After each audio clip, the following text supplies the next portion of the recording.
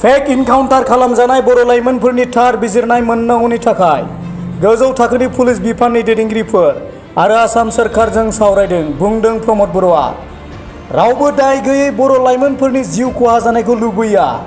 BTR गोरोबथानि उनाव गोबां एनडिएफबिनि केस बायख'नाय आरो जोबथेसालिनिफ्राय बख'नांगौ समाव नंगौब्लाबो नङाब्लाबो हाथियार दैखांनायनि बाथ्रा बुंफिननाया मोजां जायाखै होनना बुंदों बिटिआरनि मावफुं सोद्रोमा प्रमद बर'आ। सार, दाबो क'क्राझार जिल्लायावहाय सानै बर' जोहोलावखौ लानानै एनकाउन्टार खालामनायनि सायाव गोबां दुंहाव थासारि बेखौ लानानै पुलिस प्रशासननि गोजौ थाखोनि आसामनि अफिसारफोरजों आङो मैयानिफ्रायनो रायलायबाय थादों आरो थाबैनो बेखौ बिथांमोना इनकुवारि होनांगोन होननानै बुंदों। खारन जोङो रावबो दाय गैयै लाइमोनफोरखौ जिउ थांनायखौ जों लुबैया। दा नंखायनो थाबैनो बेनि सायाव इनकुवारि जानांगो आरो जाय गोरोन्थि बेखौ एक्सन लानांगो, बेखौ जों बुंनाय जादों। नाथाय बेजों लोगोसे आं मोनसे खोथाखौबो बुंनो सानो, दिनै नंबाबो नङाबाबो सानै साथामसो सेंग्राफ्रा ओंखारनानै सिलाय लानायनि खोथा बुंबाय थानाया मोजां जायाखै। मानोना हारियाव दायो गोजोन नांगो, जौगानाय नांगो। जोंहा एनडिएफबिनि गोरोबथा जानायनि उनाव दिनै 274 केस अलरेडि उइथड्र जाबाय। माखासेनि केसाबो उइथड्र जानायनि लामायाव। बिथांमोनखौ जोङो जायफ्रा दिनै एनआइए सिबिआइनि केसाव गोग्लैना दङ, बिथांमोनखौ बर'नो थाखाय नाजाबाय थानाय जादों आरो खोब खम समनि गेजेरावनो बिथांमोनाबो ओंखारबोगोन जों फोथायो। आरो बेजों लोगोसे 4000 एनडिएफबिनि केडारफोरखौ लिडारफोरनो रिहेबिलिटेसन होनायनि थाखाय इतिमध्य आसाम गभर्नमेन्टआ थांखि लादों।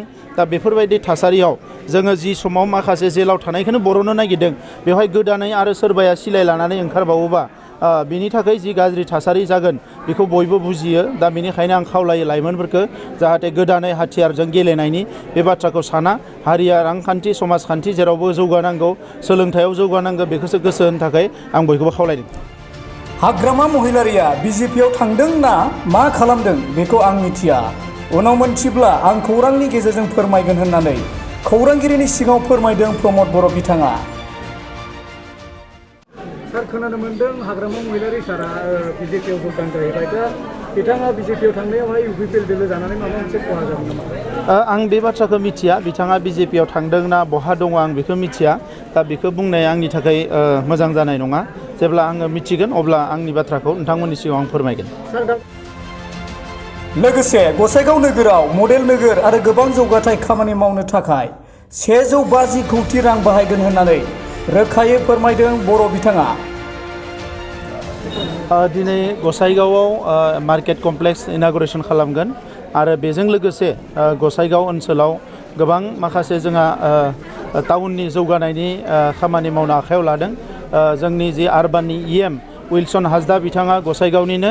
दा बे हिसाबै फैगौ 3 बोसोरनि गेजेराव 150 करोड़ रां खरसा खालामनानै गसाइगाव टाउनखौ मोनसे मडेल टाउन हिसाबै डेभेलप खालामनायनि थाखाय आखायाव लादों।